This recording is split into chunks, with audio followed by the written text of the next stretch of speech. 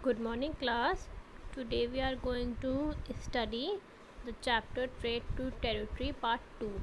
Okay, in the previous class, we had done these topics: trading companies, mercantilism, East India Company comes east. Okay, and today we are going to study the topics trade wars, conquest of Bengal, and Battle of Plassey. Okay, so let us start from this topic, which is trade wars. I hope you had understand the previous chapter. You have understood the previous chapter because it will serve as a base for today's class. Okay, so let us start. Trade wars. Soon there started an era of competition. India was famous for its high quality cotton and silk. Spices such as cardamom, pepper, cloves, and cinnamon too were in great demand across Europe. Mercantile trading companies from many European nations began to arrive. अब जैसे हमने पिछली class में discuss किया था कि जो है यूरोप की कंट्रीज जो है they had started trading with India. Okay, and they had arrived in Surat.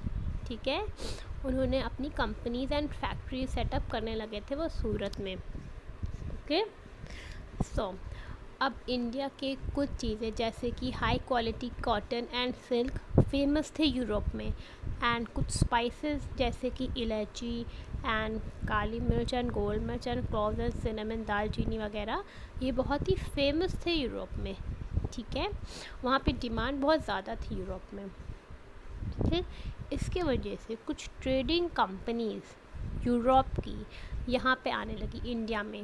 Okay, looking for trading options, okay, trading opportunities over India. The charter from the Queen of England could not prevent traders from other European countries to venture into India. Queen of England prevent नहीं कर पाई. ठीक है, traders को other European countries के और भी other European countries के जो ट्रेडर्स थे उनको वो प्रिवेंट नहीं कर पाए इंडिया में आने के लिए. As a result, the Dutch of the Netherlands, the French, the Danish of Denmark also came to India around the same period. Okay, Netherland के डच, फ्रेंच के, डेनमार्क के डैनिश, ये सब लोग भी इंडिया में आ गए थे looking for trading opportunities. They established their trading centres in different part of the country. उन्होंने अपने ट्रेडिंग सेंटर्स कई सारे पार्ट्स ऑफ द कंट्री में उन्होंने इस्टेब्लिश कर लिया. This resulted in more buyers for Indian good and a rise in price. A higher price meant a thinner profit margin. इससे क्या हुआ, इंडियन गुड्स के प्राइस जो है वो राइज करने लगे, मगर अगर प्राइस राइज करने लगे उनका प्रॉफिट भी कम हो गया था. ठीक, प्रॉफिट मार्जिन वॉज लेस क्योंकि लोग कम लेते थे. ठीक है, the Portuguese who came even before the British, British से पहले आए थे Portuguese. Okay, set up their base at Calicut, Cochin and Goa. Portuguese ने कहाँ सेटअप किया था, कैलिकट, कोचिन एंड गोवा में. इधर इन्होंने अपनी कंपनीज को इस्टेब्लिश किया था. While the Dutch establish themselves at Surat, Bharuch and Agra. ठीक, the Dutch form their East India Company soon after the English in 1602 and established their first trade center or factory at Masulipatam.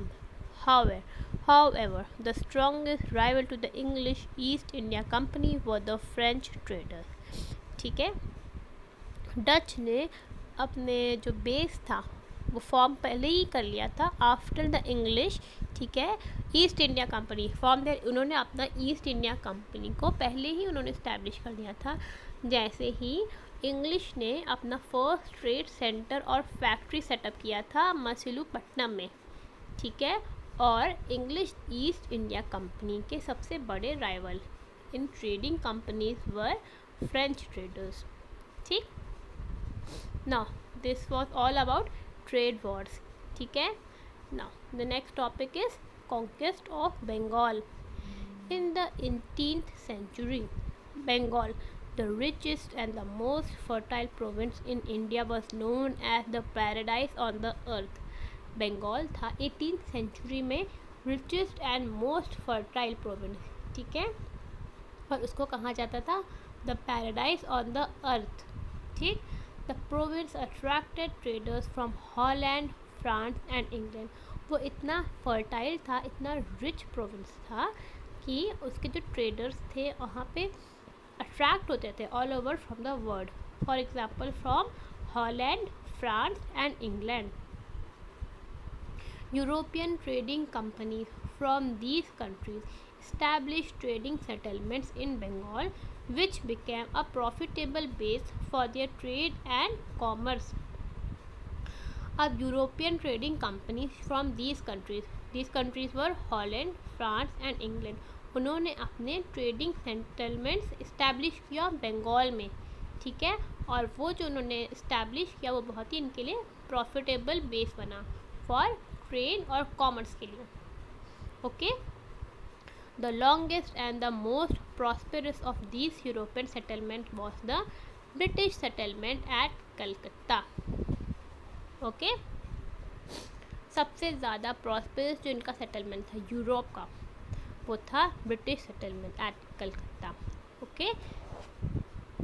In 1717 the Mughal Emperor Aurangzeb issued a farman permitting the company to trade duty free in return for an annual payment, ठीक। औरंगजेब ने company को allow किया कि जो है वो अपनी company को ड्यूटी फ्री रख सकते हैं, ठीक, और उसके रिटर्न में उनको एनुअल पेमेंट देना पड़ेगा, ठीक है। But the company servants misuse this right, उनको एक राइट मिला फ्रॉम औरंगजेब, मगर जो कंपनी के सर्वेंट्स थे उन्होंने मिसयूज़ किया दिस राइट, ठीक है। The English east India company set up first factory in Bengal on the banks of the river Hugli in 1651। उसके बाद ईस्ट इंडिया कंपनी ने अपनी फर्स्ट फैक्ट्री सेटअप किया बंगाल में on the banks of river Hooghly, ठीक, इन which date 1651।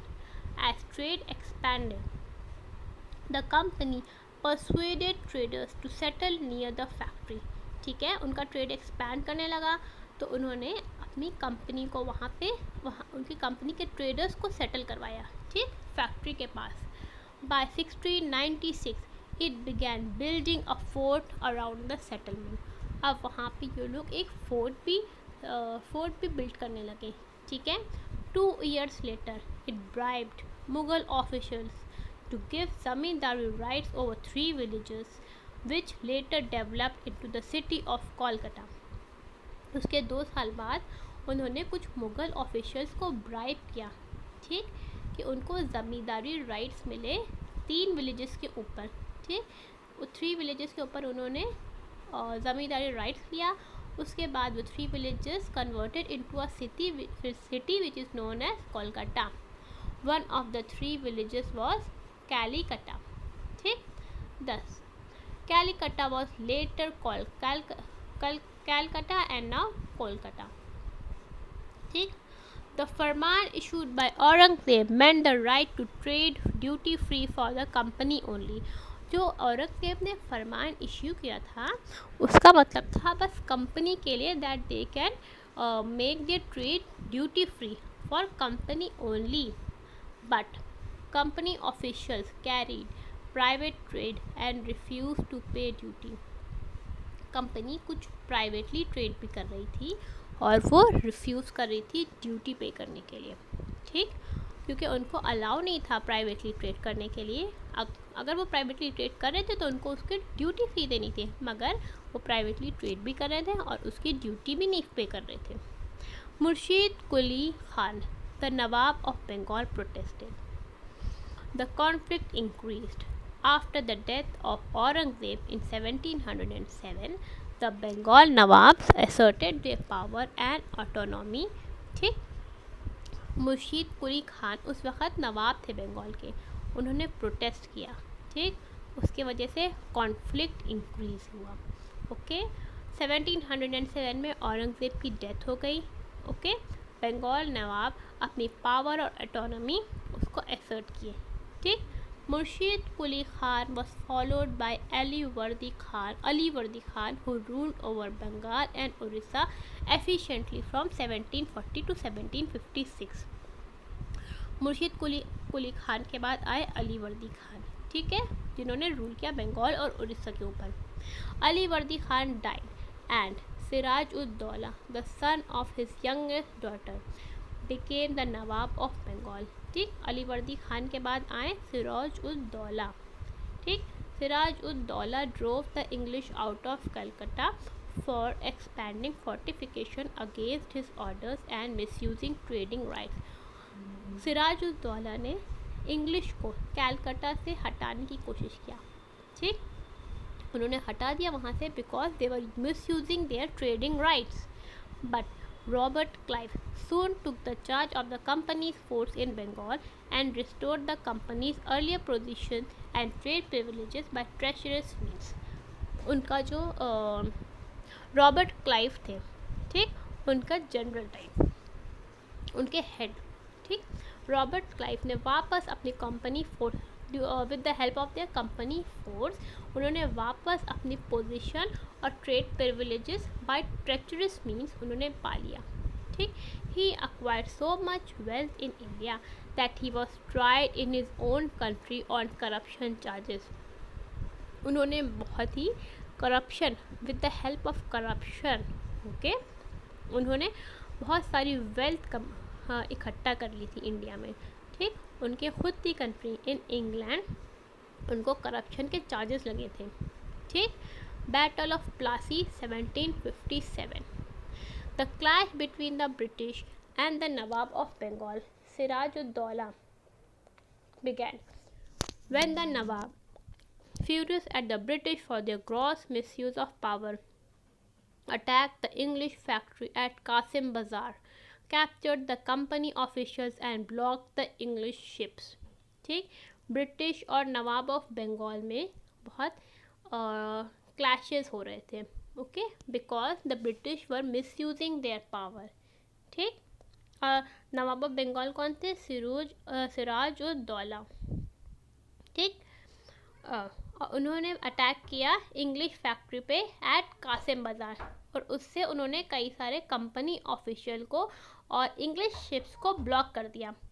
Okay, then the nawab march to Calcutta and captured the company's fort William.